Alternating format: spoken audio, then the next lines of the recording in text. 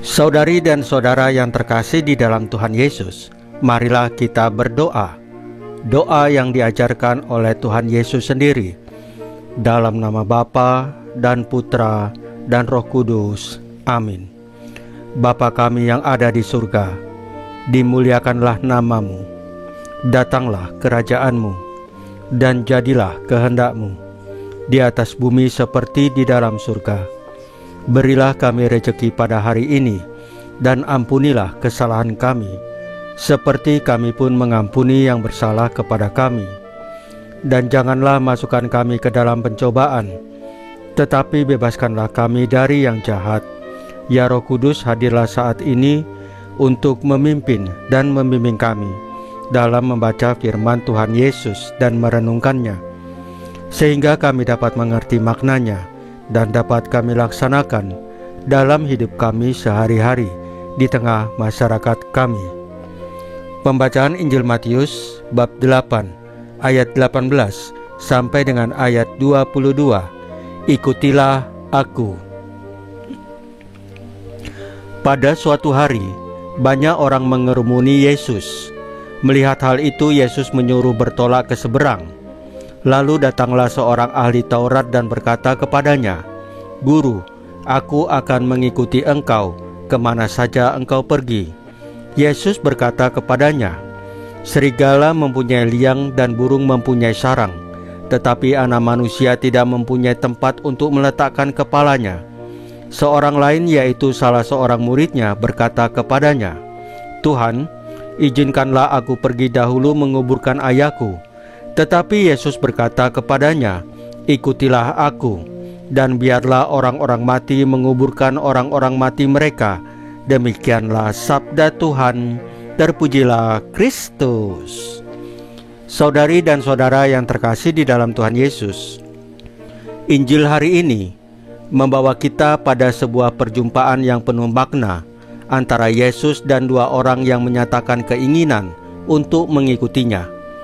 Di tengah kesibukan pelayanannya, Yesus justru mengajak para pengikutnya untuk merenungkan kembali apa arti sebenarnya menjadi murid Kristus. Kepada seorang ahli Taurat yang berkata, "Aku akan mengikuti engkau kemana saja engkau pergi," Yesus menjawab dengan kalimat yang sangat manusiawi dan sekaligus ilahi, yaitu, "Anak Manusia tidak mempunyai tempat untuk meletakkan kepalanya." Sebuah kalimat yang tampaknya sederhana, tetapi sesungguhnya menggambarkan kedalaman misi Yesus, yaitu hidupnya total bagi Bapa, tanpa kepentingan pribadi, tanpa jaminan kenyamanan duniawi.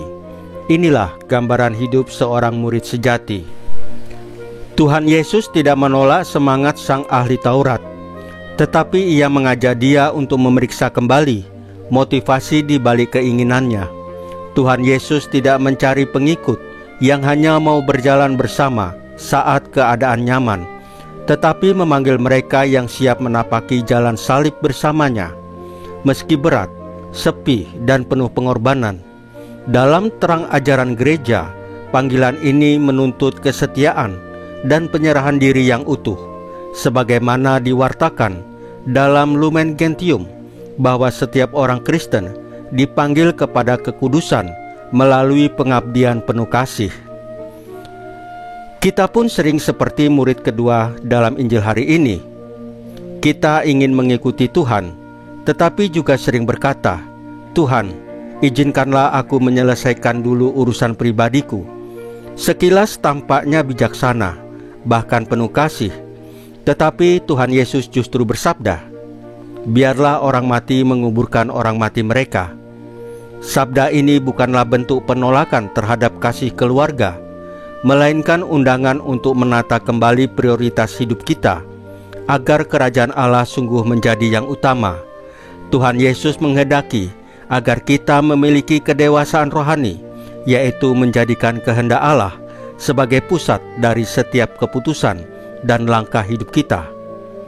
Dalam kehidupan sehari-hari, undangan ini bisa kita hayati dalam hal-hal yang sederhana, seperti saat kita memilih jujur meski tidak mudah, atau saat kita menyisihkan waktu untuk berdoa meskipun lelah, atau saat kita tetap berbuat baik walaupun tidak dilihat orang lain.